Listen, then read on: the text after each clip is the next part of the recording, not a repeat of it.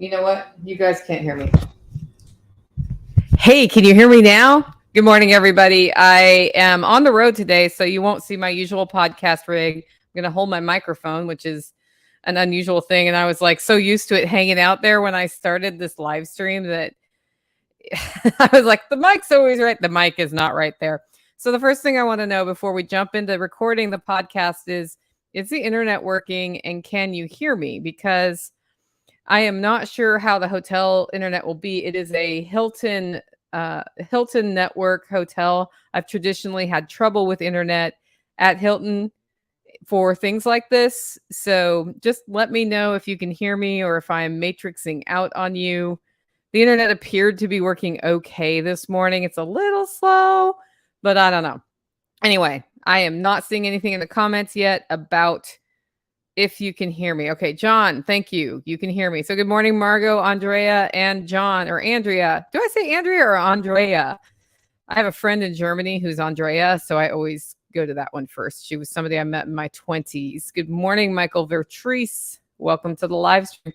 So today is a Homestead Happenings update. It looks like you guys can hear me, which means I can use this for recording. We're going to do this the way we usually do. I'm going to do a 5-second pause, launch into the podcast. I'm going to try to build your questions into the podcast today because my primary 3 thing is to spend time with family while I am on the road, which is what I'm doing. And so I'm hoping to keep this to about an hour so that I can flow into seeing nieces and my dad and my mom and all the fun people who are here. I also want to remind you, if anybody who looks like me reaches out to you in the comments or on direct private and says, hey, let's go into this private chat room, just know that there is no private chat room. That is somebody pretending to be me. I will not solicit you for money or anything else. In the comments, people can grab my logo and my likeness and pretend to be me. And I don't have a lot of tools to deal with that.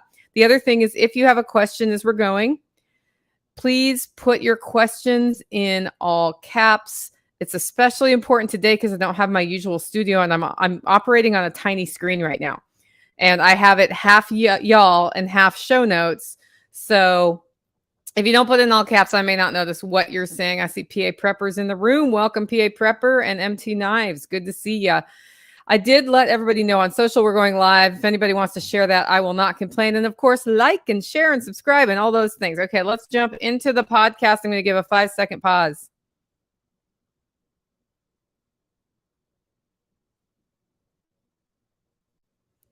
Welcome to Living Free in Tennessee, where we talk about building the life you choose on your terms. Today is Friday, January 20th, 2023. Hey guys, I know what year it is. Woo! This is episode 686 of Living Free in Tennessee, and it's a Homestead Happenings day. It is Friday, so I took some notes with Tactical Redneck today about what's going on the homestead, as well as I know what's going on that I worked on this week, and we're going to go through that item by item. Going to talk about managing expectations when 2 people are working on the same homestead and have different priorities. Going to talk about sheep care versus just using the stun method, and a whole bunch of other stuff. There's early spring growth already in Tennessee, so we'll talk about some of that and what that means for us. Before we jump into that, I do want to let you know, I think I'm going to open up 10 more tickets to the Living Free in Tennessee workshop, and here's why. When I launched the tickets, we were deciding between 2 builds, and I decided to go with solar because Haggai was going to come. He's going to show you how to set up sort of a Stephen Harris style solar rig that can get you through something if it happens. And that morphed from, we're just going to put the cabin where Tactical lives on a solar and battery bank system. Part of why we're doing that this year is we do get a 30% tax credit for it, which is kind of cool. And we figured out that I was going to do it in just the pump house. We figured out that we can combine one system at the cabin that runs the pump house too. So we'll be putting a solar array in, a battery bank system. That's going to be going on the whole time that we are doing the workshop. I've got Sean Mills from Hack My Homestead in overseeing that. I believe I'm going to have Haggai do that same solar thing. And I was thinking there are so many of us in the network who want to demystify solar and solar installs. Sean's one of the best communicators I know. about bringing it down to brass tacks on solar, making the right decision within the context of your life. So you don't spend $20,000 on solar that saves you $100, which makes no sense at all. And he makes it understandable and accessible. He can also tell you if things are the wrong one to buy. Like if you're paying too much for solar panels, that sort of thing. I will probably end up buying a pallet of solar panels and working with folks in the network who want some as well. And that way we can all save money. He's telling me it's coming in at about 50 cents per kilowatt hour. I'll let you know when I get the parts list, which I'm hoping to have next week. But we are going to share the entire part of planning this. There's going to be the build. We're going to show you where we're putting the battery bank and why we chose those batteries, how the charging is set up, and how it interacts with our system, because we decided to make it as resilient as possible. And the reason it's resilient is, or the ways that it's resilient, is we can charge from solar, we can charge with a generator, and we'll be able to charge off the grid, which I already have access to. So I might as well have that third option. I'm pretty excited about this. We have had a long-term plan to peel the Holler Homestead off of the grid, one step at a time, in partnership with Sean from hackmyhomestead.com. He did an audit of my property years ago, and we've just been doing one thing at a time as budget allows and time allows. So it is livingfreeintennessee.com if you want to grab tickets. I did release 10 more tickets today because we were sold out. And I thought with this solar focus, there's enough people who are going to want to see it. We can have some in the classroom for the homesteading and small business and self-improvement and all the demos. And probably some of y'all are going to be like, I just want to hang out with the solar guys for most of this event. Of course, we'll feed you great food. And also there will be entertainment in the evening. That's in Lancaster, Tennessee, about an hour east of Nashville. If you're flying in, the Nashville airport is the best airport. And guys who are putting questions in the show notes, I am starring those. Some of those look like things that I will be bringing Sean Mills on to talk about the show in the future, because we're going to do a solar specific show with him. I hope. I'm going to ask him if he will come on the show. He usually says yes. And I wanted to have him on about the build specifically, as well as other solar questions and what has changed, because some things have changed in the battery world and what makes sense battery wise in the last couple of years. With that, it's time for the first segment of today's show. And that's featured forage. This is what we're finding in the land. And wintertime is usually a more spare time on the homestead, but it is early spring in the homestead, in the holler. And that's because Tennessee is really on this cusp between north and south. Sometimes heat pushes up from the south. Sometimes cold pushes down from the north. This makes growing more challenging. But right now what it means is dandelion greens are there. And dandelion greens, when they're young, are delicious on salads. And they're starting to come up. What could happen is it could get really cold and bam, they get beat back and they come back again later. I see this cycle all the time. I think it's why I struggle so much with getting rosemary to survive. We have the same root veggies as we have had for the last several weeks. And lemon balm, my lemon balm plant is putting on little leaves. So I have some dried already that I can use for tea. But if I didn't, I could go get those lemon balm leaves ready to go. There is no chickweed or dead nettle coming up yet that I have seen. But if this weather continues, I expect to see it in the next couple weeks. And it's one of the first spring greens that come on. And if you know how to handle it, it's not bad on salads or sauteed. It's also excellent food augmentation for your chickens, your ducks, and your rabbits. They love it. And you can just put handfuls of that stuff in there. It's called chickweed. Chickweed is called chickweed for a reason. Chicks love it. And then, of course, the regrassing of the holler is something that doesn't usually it's not usually on the agenda, but because we put in the food forest in the fall, there was heavy equipment driving over the ground, and it really kind of ripped some things up in some places. And we've had a lot of mud this winter as a result of that. And we did overseed with a winter mix. That's coming up. It came up before the great freeze of 2022 over Christmas. It got beat back a little bit, but surprisingly did really well. We seeded, we sprinkled straw over it because if the straw had seeds in it, I didn't care. It was actually old hay from the loft that's like 15 years old from the barn next door. And usually that'll bring weird seeds in, but that's okay on my general grassy area because it gets eaten by sheep and it gets mowed and that sort of thing. So, oh, Michael's saying it's 20 again here. Is it 20 today? Because I hope it was not 20 last night. I'm going to cry if it was. Anyway, so the regrassing has happened. I was on a plane yesterday, so I didn't see what happened overnight last night. So that's what's coming up forage-wise right now. Next segment is livestock. This is where we talk about all of the animals on the homestead, and there are a lot of animals on the homestead. I keep adding more. It's time to liquidate. So I still need to list the pigs for sale. I had a friend who might have been willing to adopt them, and she hasn't answered yet, which tells me that she's not super into it. And she was going to trade me pig futures, so pig meat in the future, for the animals. And that kind of arrangement would be very attractive to me because I do like to have pork. I just don't want to raise it right now in the context of the time and land that we have set up for handling livestock, especially after adding the sheep. We also have a St. Croix who is going to be listed for sale, who has West Coast genetics, which is pretty cool.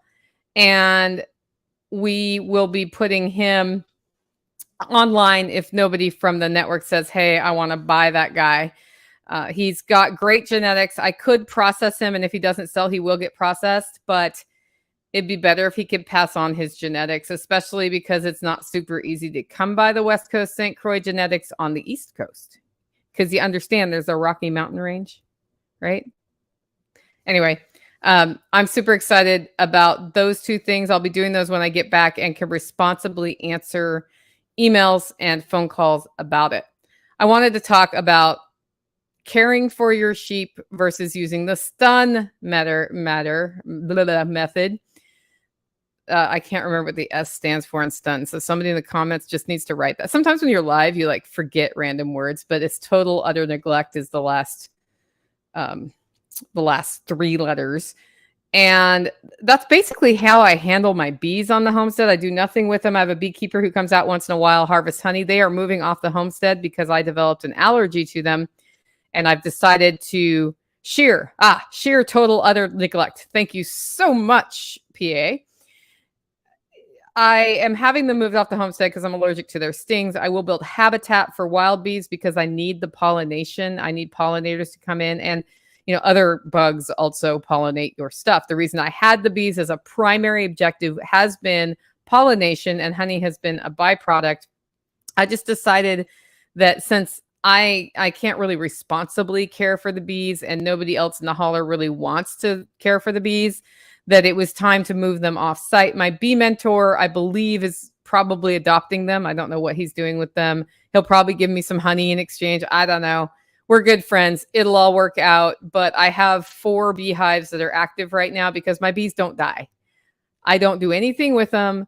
I don't feed them. I don't go in there and do inspections. Once a year, there's this like deep clean of it before we have the spring workshop, so we don't have a bunch of swarms happening during the spring workshop. We harvest honey in June traditionally, and then maybe a little bit in the fall, but not usually a lot. And then from there, they just go and they eat whatever they find around us. I think because I live in a holler, and so I don't get exposed to the pesticides of the farms that are on more flat land, it shields us a bit, which is kind of cool. And then there's a lot of interesting forage for the bees in just on my property, in neighboring properties, in the forest around us. You can see things blooming and cycling through, and I see where the bees, like you can tell when the bees are into something. Like all of a sudden you will have elderberries blooming and the bees are all over it. Oh, it's elderberry week. And then clover comes up and they're all over the clover. They love dead nettle. They love bee balm. They'll go into the mimosa trees. They'll go onto the privet, and people say that makes the honey taste bad. My honey has never tasted bad. And I think it's because it's not ever just one thing, really. They're foraging for whatever they can find. So the stun method for me has worked great with the bees. My bees have been more resilient than many of my beekeeper friend bees. And that's why it took me so long to decide to move them off the property, because I was like, well, they're doing well. But at the end of the day, I don't need to risk getting stung all the time. And I do think that because my bees are also fairly aggressive bees, that with more people coming on the homestead as we become more of a network center, it's a better idea, if I'm going to have bees, to have gentler bees who die more easily. on the homestead. And wild bees are a great thing to cultivate. We have tons of varieties in Tennessee, and it's very easy to set up ways for them to hang out on the property. Preferably not in little holes that I step in my garden, which is totally happy. I had a set of yellow jackets which tunneled in the ground. They were in my garden, and I remember I was in there weeding one day, stepped back on the hole, and I didn't get stung. And I let those yellow jackets stay I made a deal with them that day. I was like, if you don't sting me, I'll try not to step on you. I won't kill you. And then you need to go away next winter, which they did. And we'll be cool. And we got along for the whole summer. I don't know why that happened, because usually bees, when you step on their nest, are very unhappy with you. Apparently they didn't think I was going to do anything crazy, and I didn't. We got along just fine. So with the sheep, I have 6 sheep right now. And we have, well, I guess I have 7 now. There are 3 girls, there are 3 boys, and there's 1 baby. And we didn't know how the pregnancies would go this year. It was a stressful year for everybody to move from Ohio to Tennessee. And then they came to Tennessee and we didn't get rain. So they didn't have the best forage. And I was not running sprinklers. And I haven't had chance to I'm using them to rehabilitate the pasture that they were using by rotating them through. And so we were augmenting their nutrition, of course, and they look good, but we didn't have a lot of successful pregnancies. And we had one who gave birth to 2, and 1 was stillborn. And we had Dr. Barry on a few weeks ago talking about his herd. He has a large herd, and he just sort of leaves them out there, and whatever happens, happens. If they die, they die. If they don't, they don't. He doesn't give them shelter. He just has them grazing on the grass, and he probably gives them some selenium and some other nutrients, but he's using the stun method, which is sheer, total, utter neglect. And whoever stays alive gets to advance the species. And in this way, you build stronger animals, which is an important thing to keep in mind. Those of you who have soft hearts and want to help the animals who are not doing as well, right? Which I fall into that category. Like I am empathetic with sick animals and to bring them back to health. That's one of my roles on the homestead. At the same time, I don't want the chicken with scissor beak reproducing and making more chickens with worse scissor beak, because that just gets worse over time. And what I have come to here is that we will help the sheep. And this is because there's a lot of investment in buying the animal and caring for the animal. And then we process and eat the animal, right? And then we don't have to buy meat at the grocery store. But what that means is that if I let the animal die because I'm using the stun method, then that's like $400 or $500 in value that is just gone. With a herd as small as mine, that's not, if I had 20,000 sheep, that's a different suffering for me versus 6 sheep. Or we had 11 last year. So what I've come to is we do help, but at the same time, like when the little lamb was stillborn, or I went out there to try to warm it up and see if I could get it to come back to life, but I didn't do heroic measures. I didn't give it mouth-to-mouth resuscitation. I should have shook it upside down and seen if it was just liquid in the lungs, but I think it was already dead when we got out there. And I certainly wasn't going to go to bottle feeding and hand raising it inside, which might have been what needed to happen, because that seemed like a Herculean effort that would make it weaker in the long run. At the same time, the one that was born alive, we've kept our eye on. If she had needed a little bit of help, we would have given her help. She has not needed help yet, but her mom has.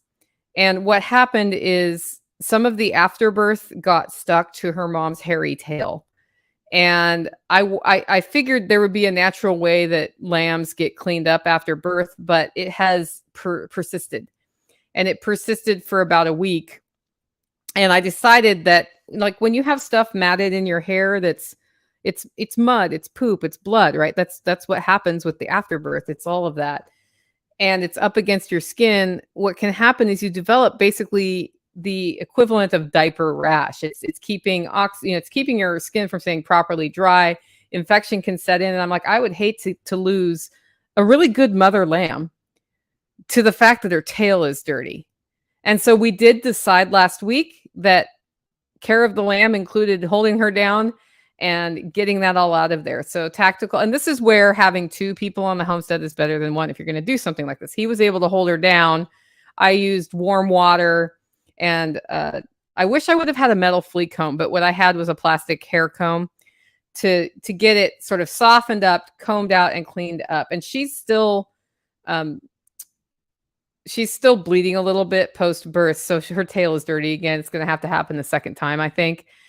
I guess I could have her tail docked, but that seems like a terrible thing to do. So we have been caring for the sheep. I actually did that right before the live stream earlier this week and did a little video about how it was kind of gross, right? Like you're on the ground in the mud. It's been raining here. The things that you're taking off the tail are gross, but at the same time, keeping that area from getting infection, I think, is pretty important. Also with the sheep, we have had one girl with Brownie, who is the West Coast St. Croix genetic dude. And I don't know if they have been successful in reproduction, but she's been hanging out with him for about a month. And we're getting ready to list him for sale now. And she is coming back with the other girl sheep. So what we want to have are boys in one paddock, girls in the other paddock, and then we bring them together when it's time to reproduce. Unlike Dr. Barry, who just lets everybody hang out with everybody and whatever happens, happens. The reason I'm doing that is I want to have some awareness of when sheep are going to be born, and it would be really convenient for me if they are born approximately in the same couple of weeks. And I decided our next schedule will be in the fall, that they get exposed to the boys. And if we went much later than January, as far as getting the girls pregnant, then we're going to end up with birth happening, and then they haven't been weaned yet in time for the next cycle of reproduction, right? So yeah, Snail Creek Homestead says 0 bottle babies here, but can warm up kid if necessary one time. Exactly. What I don't want is a kid that needs to live in my house and be hand fed, because that's not going to be one that does well outside later when I let it go with the herd. And so that is what it is. I mean, if I decided it was worth that amount of effort because we needed the meat, that would be one that was going to be butchered, because that's the other way we do this, right? When I have to intervene with somebody for something I shouldn't have to, and I save them, they are now going to the butcher next time we go to the butcher, or we're processing next time we're processing. It just depends on how we're handling that. So anyway, we're putting the girls back together. So Bruni's moving in with the other two ladies, and the little baby that was born is a girl. We're going to have a naming contest, and I will explain that all next Friday on how that's going to go. I'm going to ask you all for ideas for names for baby, because we just call her baby right now, but it is time. I'll get some pictures out so you can decide, and maybe we can get some video of what she's like now.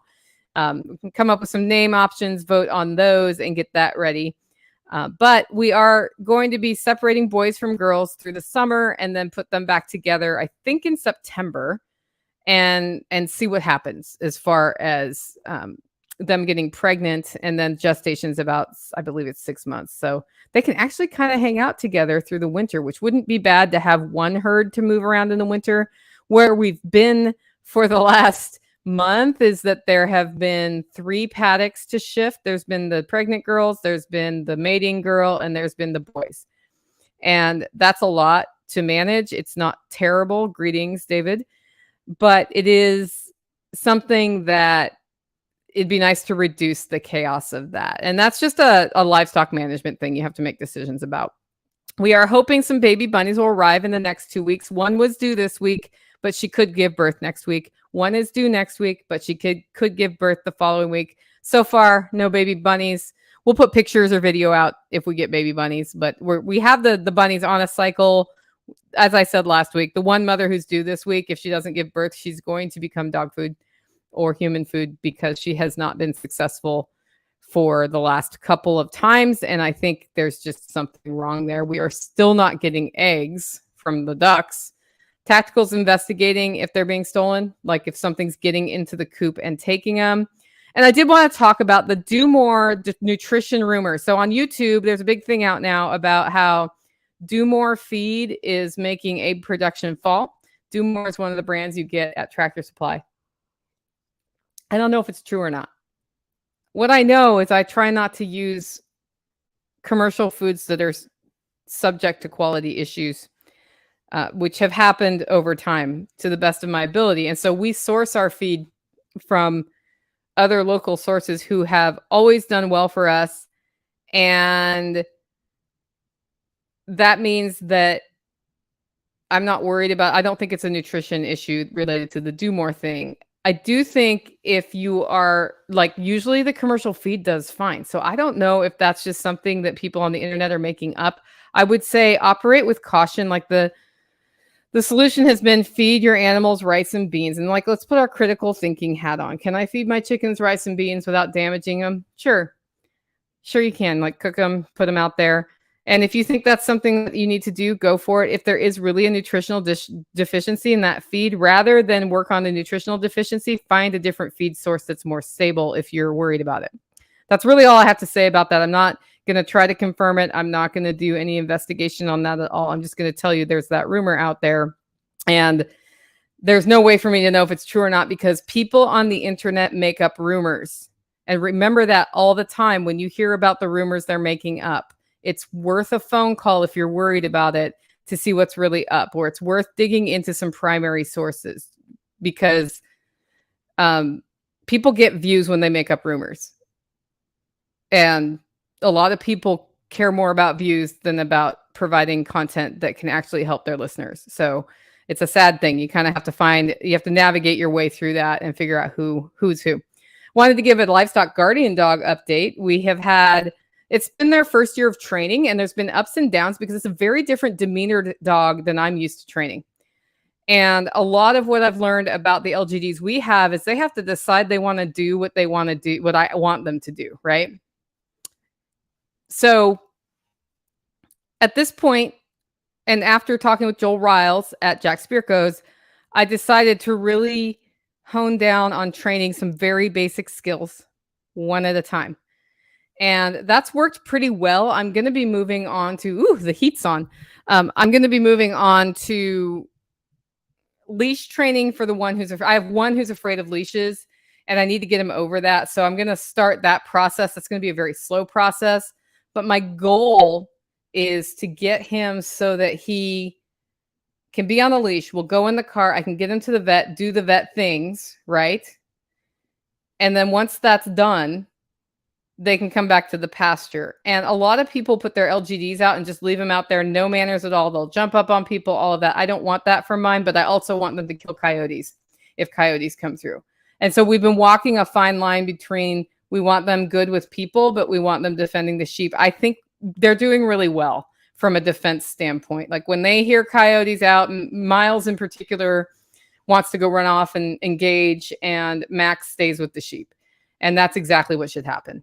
And so hopefully that will continue while we get some manners in. I do wish that where they were raised, they had gotten to some of the basic commands like, come, sit, stay, that sort of thing as part of their training there. But I don't think that was their philosophy of how to raise them. So I have a slightly different philosophy at this point. And 90 of you are going to tell me I'm wrong, and the other 90 of you are going to tell me I'm right. And I've decided that we just make these decisions for ourselves and do the best we can. As long as my sheep are not getting killed by coyotes or bobcats or bears, I'm pretty happy with the situation. Next segment is grow. This is where we talk about what's growing on the homestead. And what's happening right now is my trees are budding out. I had a great conversation with Don Willis about this. He said, here's what's going to happen, Nicole, just like last year. The trees are going to bud out. The freeze is going to come. It's going to beat it back, and we're not going to get it fruit for the third year in a row. And I said, that may be. And a lot of the fruit trees I put in on the food forest are already budding out. And that probably means that will happen. I can tell you that this has happened to me in Tennessee for 12 out of the 15 years that I have been on the homestead. And so I don't think it's a new thing. Some people talk about this like it's a new thing. It's not a new thing for me. It has happened all the time. I try to find varieties that come out of hibernation later.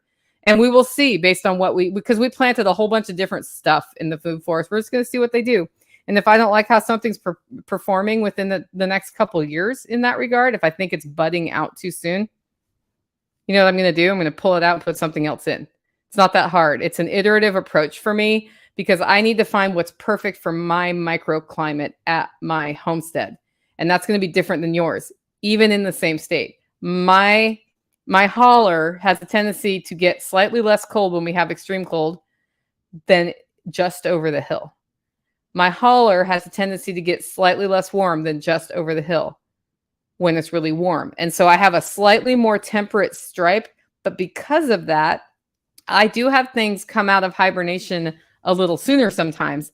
And then once that happens, if it gets really cold, they get very unhappy. Again, we're back to the why Nicole struggles with rosemary on her homestead. I have not found the right place yet. I planted, I don't know, 30 rosemary plants in the fall.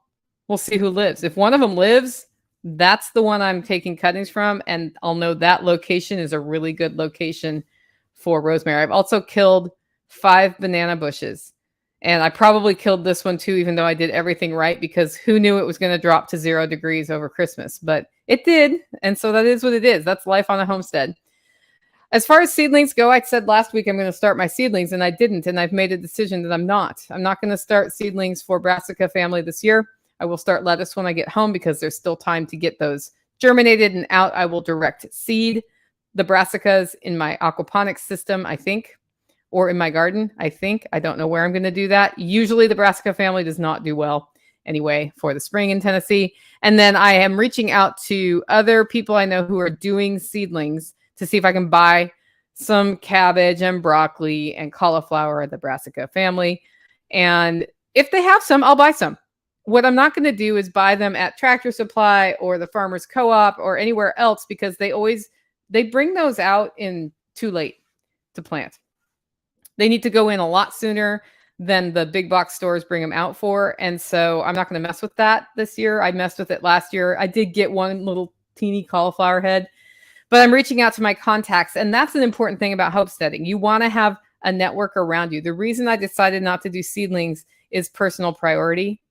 With the bathroom project taking so much more time than I expected, and some of the decisions I've made about growing the podcast, doing these events successfully, growing the coffee, I have found myself with limited time, and I need to put my time towards the things that pay off the most. And I think the things that pay off the most on the homestead are maintaining the food forest, making these events awesome, and my livestock.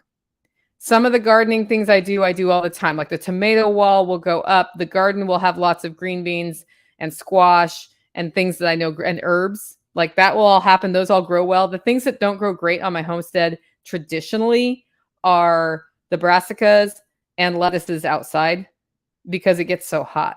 And so I'm really looking at what does well with the fast heat and what can I grow. Should I grow amaranth greens? Like what should I grow?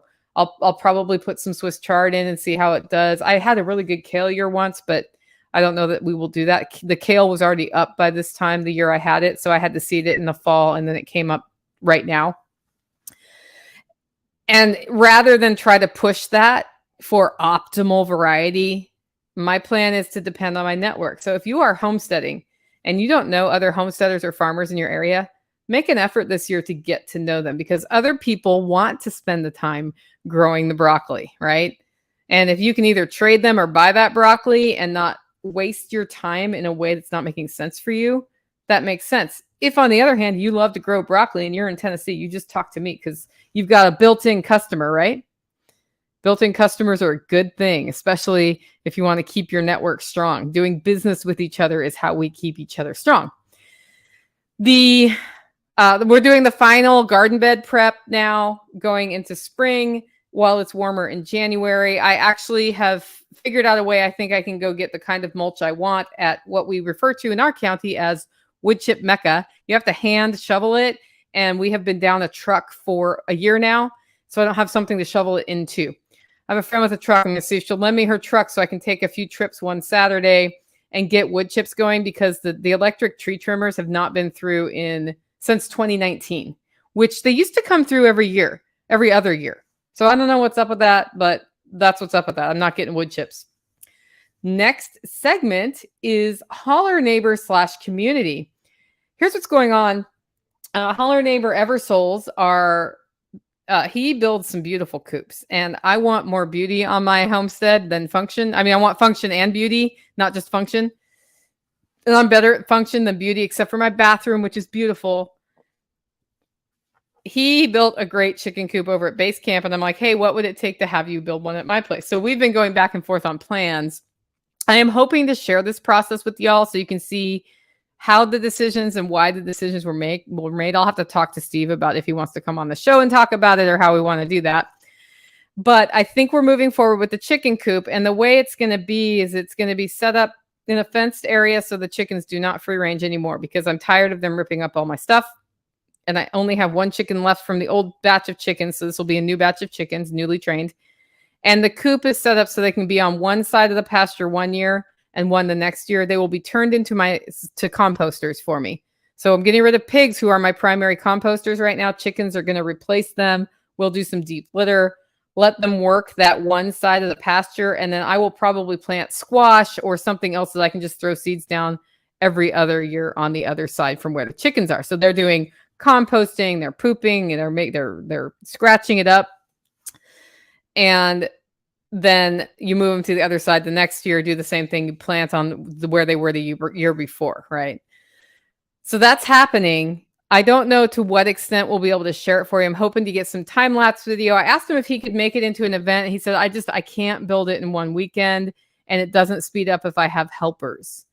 So that means that I'm looking more at if we can video it or live stream it or do some time-lapse stuff or share the plans and how he came up with the plans, because I think it's a really cool system and it is custom to my area. If you're coming to the spring workshop, it will be done by then, so we can do a tour of it. I might see if he wants to talk about because he did a mock-up of the plans, which are pretty cool. He's got some great watering ideas. We're working on a way to do a watering system that's more freeze proof, and we'll share that with you too. I expect to have that conversation at the spring workshop as well.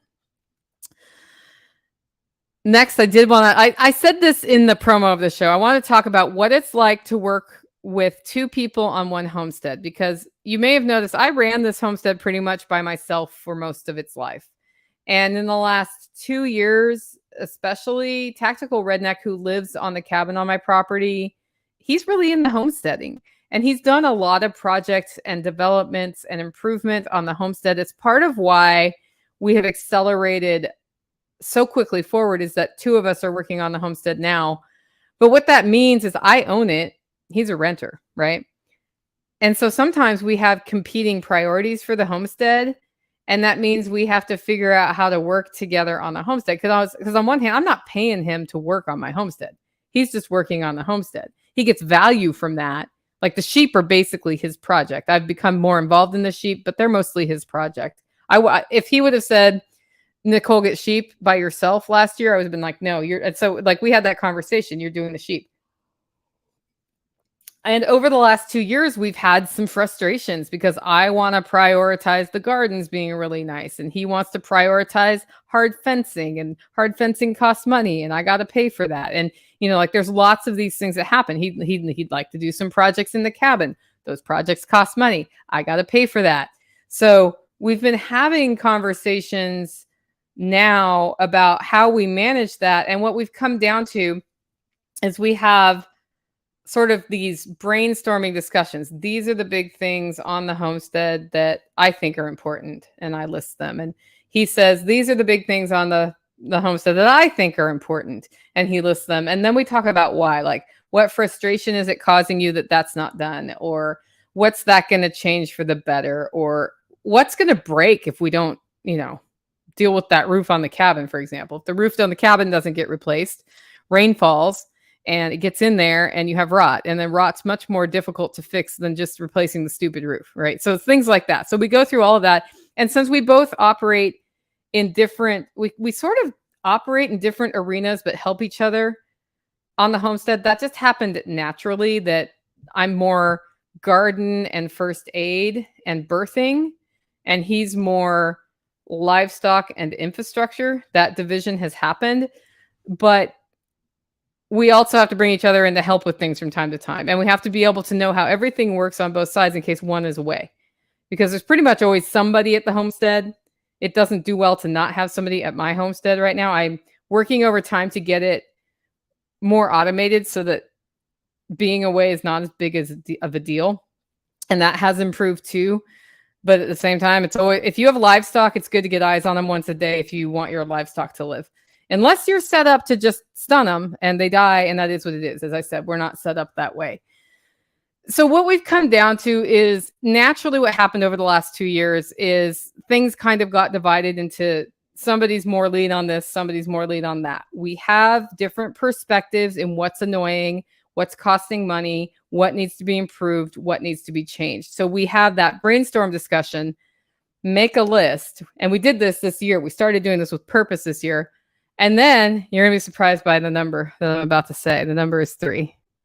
We're choosing 3 at a time to work on. And this can be anything from things in our houses, like my bathroom that needed to be redone, to putting in perimeter fencing on a Holler homestead. So it can be anything homestead or home related, but property related. And we put the 3 things up and then we do them in order. And when we don't, when we get to a place on one where we can't go further and we can't go further on the other 2, then we discuss if we need to discuss the next priorities from the master list. That's worked really well. But at first it wasn't working well because what happened is my bathroom week-long project turned into my bathroom 4-week-long project. It's been 3 weeks. The bathroom is functional. And I still have another week of my time that will be invested in getting the last things done. Plus, I'm hiring somebody to come out and build me a nice cabinet. And I may ask for his help trimming out the window. But basically, I have like little stupid piddly things that will take me 16 to 24 hours of time. And I may not get that done in 1 week. I may do it 2 hours at a time over a number of weeks because at least the bathroom's functional now. Well, when we originally set the priority, he thought we'd be working on priority 2, which is we're going to do a deep clean out of the workshop, which is already in progress. And then there's some structural things we want to fix. The roof needs to be redone. The chimney needs to be redone. There are some supports that need to be replaced. We want to close it up better against rodents and the weather and all of that stuff, right? So it's kind of a big project. He thought we'd be further along on that because step 1 is there's stuff in the workshop and some of that stuff only I can make a decision about if it goes or stays. And so what's happened is because I was stuck on the bathroom and we were supposed to be working on the workshop the second week in January. When I've been working on the bathroom and doing the things that there's no point in having somebody help me with, like tiling and painting and all of those things that I've been working on, he's been down there working on project 2 anyway. And then project 3 is getting the spring aquaponics systems all back up and how we want them for this coming year, which there's going to be some updates to the tomato wall. I'm pretty sure we will have the aquaponics system moved from where it is to where it's going by the spring workshop. Not 100% sure about that, but those are our 3 priorities. Meanwhile, things are being born and fencing is happening and all of that. So what we came down to is stuff gets in the way. And sometimes, even though you have your list of 3 things that are big priorities, little things have to be handled. You can't just ignore them, especially if something's going to die if you don't do it, right? So we have an 8 o'clock meeting every morning where we talk about what are today's priorities? What are we doing today that's important? And it can be anything like on Monday, it was clean up under Taj Mahal because all of the tools were out from the bathroom remodel, mostly done with it. Most of the tools can go get put away all the way in the workshop. So they're not in our way when I'm working on the workshop thing. And then clearing out Taj Mahal opens us up for the workshop project where I can put up tables out there, put the things that are going to be for sale on the tables, take pictures of them, put them online. People can come by and see them. They're all undercover and protected. So those meetings have made a huge difference. And it sort of bridges the My 3 Things method as well as helps us align. And then I can always say, okay, is there anything on this list I need help with? I need your help at this time today. And we make an appointment. Same with him. He can be like, hey, it would be way easier to move the sheep if 2 people are there moving the fencing, right? And then that gets done faster because it's more than twice as fast sometimes when you have 2 people on something. And then that frees up more time to get stuff. So I would say in the last 4 weeks, we've become way more productive. on the homestead and getting the stuff done and maintaining everything because of adding that. Now, I use an app on my phone called Cozy that David, who's in the comments, recommended to me because everybody, I have a family, quote unquote, family set up, and like my mom has access to it, and two of the Holler neighbors need to get access to it. I need to add them. But we have like the whole community can look at it. It has that Holler to-do list, which is divided by what I'm doing, what Tactical's doing, what's both of us are working on. There is a grocery list, or a resupply list, really, where if somebody's in town, they can look and say, oh, Nicole wants capers, and I happen to be at the grocery store, so I can get capers for Nicole. By the way, Nicole wants capers. And they can just grab it while they're there, and they don't even have to ask me or wait for my answer. So that's a really cool tool. I wanted to bring it up for other people who are operating in a similar situation where you want to share tasks or you need to work out things like that. 8 o'clock appointment has been great. Now, if one of you goes to work in the morning, you want to have that the night before. You want to say like, okay, dinner's over. We have the meeting. It's 15 minutes. It's done. We move on. And the next day you say, okay, how'd we do yesterday? What did we get done? Was there something that didn't get done that has to be really done today? It's been really helpful for us. Third thing about the Holler neighbors and the Holler community, the LFTN community, is this. I send out a monthly newsletter. In the monthly newsletter, it goes to a bunch of people who subscribe to the podcast. They are all over the country and all over the world. Now, people in our network do things like launch events, have meetups, do gatherings, and they want to invite people from the community to them. And sometimes I get these really long emails with way more information than I can parse quickly. Sometimes they send me PDF flyers that I cannot copy and paste from. And what I've been wanting to do with the email is just have listings of the events, the network events, right? And you've seen that happen. If you're on my email list, you can subscribe at livingfreeintennessee.com. So what has happened over time is that the listings I get are hard to use. And when they're hard to use, they're less likely to make the newsletter. So I set up a form at livingfreeintennessee.com/network-event. And if you go to that link, it asks you the questions I need to know about your event. Because mostly I don't need to know much about your event. I need to know the title, where it is, a quick summary of what it is, and how people buy tickets or go, right? So it has a form you fill out. It comes to me. It puts it all in one tidy spreadsheet for me so that once a month when I do the network news e-newsletter, I can send it out. That said, the next newsletter is going out mid-February. So right now, think about, what do I have coming up anytime after February 14th through about March 14th, or it can be further out if you want. And get those events in, because I would love to connect people, not just in Tennessee. We've got people in Texas, in Oregon, in California, in Montana, in New Jersey, in New York, in Florida, everywhere in the country. And there are some of y'all in other countries that I would love to, like, we have a lot of listeners out of New Zealand. Hey, New Zealand, nice to see you. If you want to do meetups in New Zealand, let me know. I will put them in the network newsletter, I think. And if it's a virtual meeting, that's fine too. Virtual meetings, no borders, right? It's just the internet border at that point. So get those in, livingfreeintennessee.com/network-event. And I will add that to the navigation as we update the website in the next 2 weeks. You'll be seeing some changes on the website in the next 2 weeks. Next segment is infrastructure. This is where we talk about preparing just what we're building on the homestead. I'm preparing for the solar installation. And what that means is Tactical's looking at how all the utilities get to the cabin and how that's going to interact from a power standpoint. I think he's simplifying some circuits inside the cabin, and then we're putting together the whole parts list and everything so we can order all the things in time for the installation. So that's a big focus right now, guys. We were finally able to order step-in posts for the sheep. They have been on back order since August, and Tactical got an email and actually whooped, which is not a thing. Tactical does not whoop. He whooped. And I'm like, why are you whooping? And he said, step-in posts are back in stock. And I'm like, how many are you going to order? He's like, I don't know, 50 or 100. I was like, get 100. So he did. And he told me that he is spending 30% less time on moving sheep, because what he does not have to do is go pull posts in a way that still keeps sheep in, put the new paddock up, move the wire, move the sheep, pull the rest of the posts. That's what he's been doing since June. And it's because he settled on a couple of kinds of posts he likes. And I was like, do we just get cheap posts between now and then? He's like, no, it's just a waste of money. I'll just deal with the hassle. So he said now he can set up the next paddock all the way and just open it up and let him in. And that difference in time is a big deal. That's part of why there were a lot of reasons why the first 6 months of sheep was really difficult. One of them was we did not have enough supplies, nor could we get them. And sometimes that's what you have to face.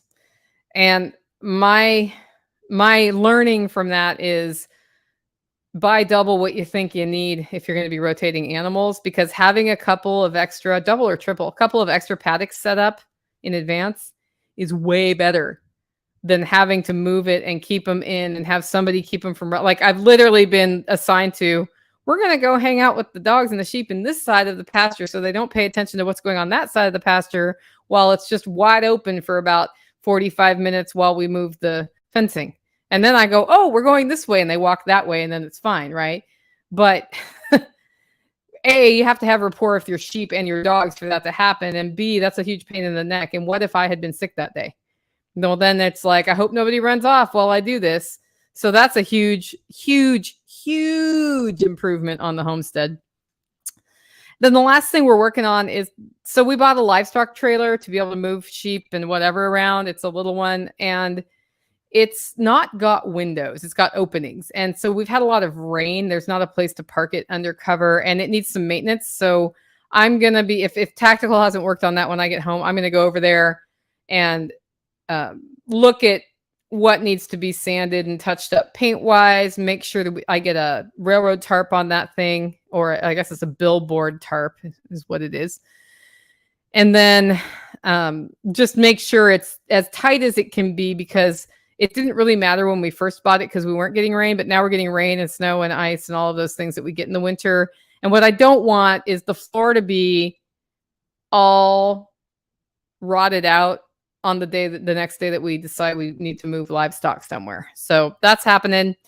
I'm either doing it or Tactical is, don't know, but I know it has to happen and that's one of those things where I have the priority list of 3 that I talked about.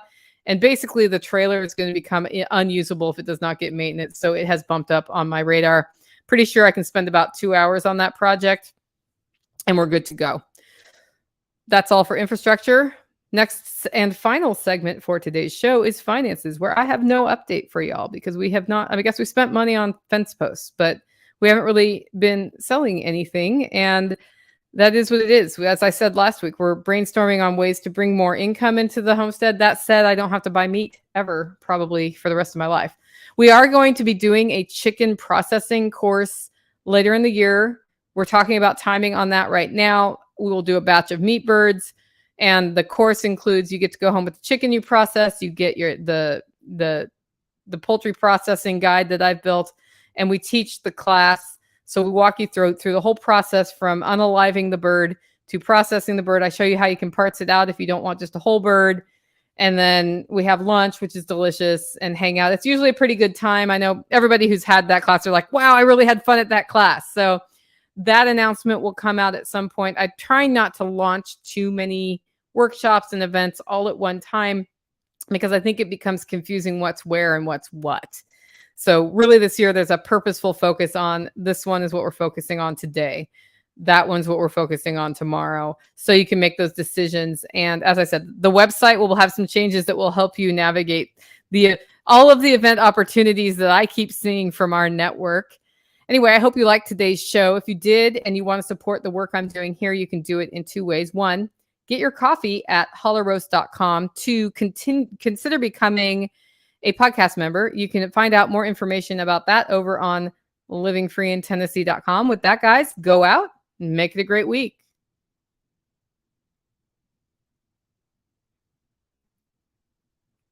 Okay, I got about 6 questions in the Q&A, and I have one from a listener.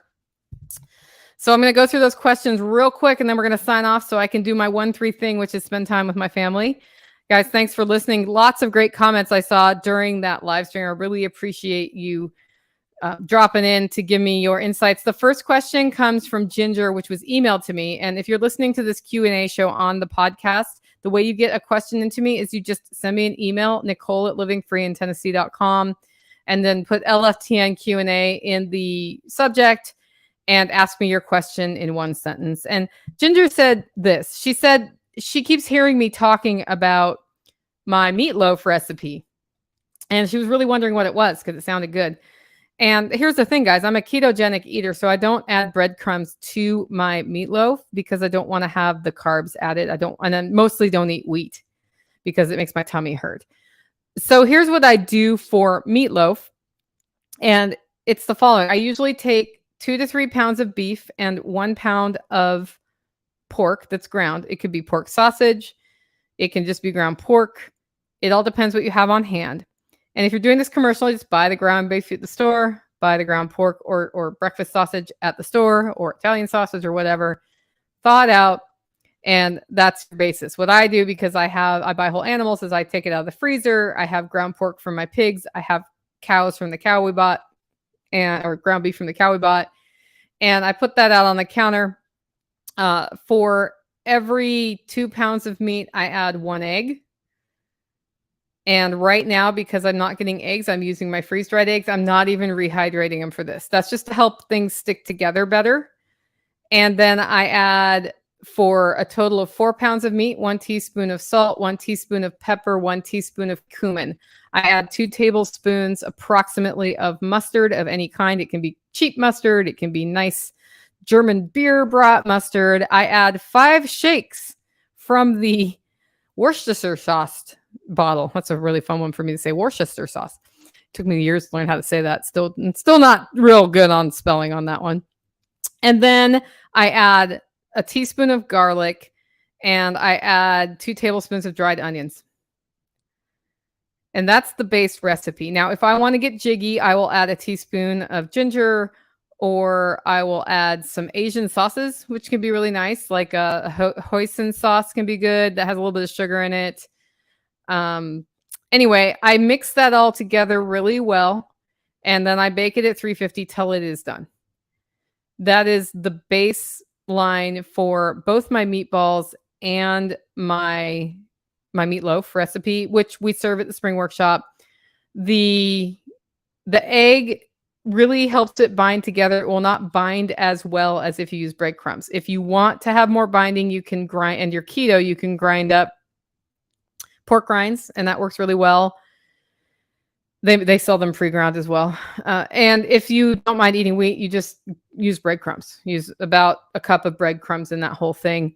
You can add cooked rice to it, whatever you want to do. If you cook it and you're like, it's not salty enough, then you, in that rate, because I cook by ratio, guys, mostly. I don't cook by volume unless I'm baking. If you find something is too much garlic or not enough garlic, just adjust it. You can add basil, oregano, any of these other flavors to it, and it's delicious. Sometimes I spin it a little more German. I add some dill. Sometimes I spin it a little more Asian. I add ginger and maybe an Asian sauce from my fridge. Sometimes I go a little more Italian, and I do oregano, basil, a little more garlic. All of it's good. If you want to make a quick and easy down and dirty glaze, either take your tomato sauce and add a little bit of honey and ginger and heat it on the stove until it's like a glaze, or take ketchup, add ginger, don't add honey because ketchup has tons of sugar in it. Heat that up. That makes a great glaze. Or you can make a gravy from the drippings. Because I use pork and beef, I end up with a good amount of drippings for any meatloaf I make. So be careful of that when you're cramming it into that thing. It'll make a huge mess in your stove if you just fill up a bread tin with that and don't have anywhere for liquid to go once the liquid comes. So, and you don't want that because then it's a pain in the neck to clean. So that's how I make meatloaf. The next question I have, it's just a comment from Snail Creek Homestead. Says, find a cattle guy that has a mixer grinder. He can grind and mix way cheaper. Yep. We actually have some sources in our county that work pretty well. So that's exactly where we have turned to, is some more local sources. Michael Vertrice says, temp fell last night. Hopefully Tactical Redneck took my water hyacinth inside, and if not, he should totally go do that right now because I really want it to live through the winter. The other thing Michael says, he says, yeah, it's 20 again here. Autumn says, my only advice on solar is make sure your supplier has good customer support. Absolutely. That is something that we are looking at, Dawn. And as I get into more of the specific, what I want to do is bring Sean Mills on from hackmyhomestead.com and just have him talk through the whole thing once he and Tactical settle on a plan, which they're primary on working out how that works, because Tactical lives in the house where it will go. Deborah says, is it worth getting solar through your local utilities if you offer it? Deborah, that depends. And here's what it depends on is what are you getting in exchange for that, right? So a lot of what the local utilities will do who offer it is they offer to finance it. And so you're tying into the grid, which can be good because you're selling them back the solar power and you get money for that. I have friends who've done this very successfully by putting large solar arrays, no battery banks, so no money on the battery banks. And because they're buying the electricity from them at a fixed rate for 20 years, that's worked well for them.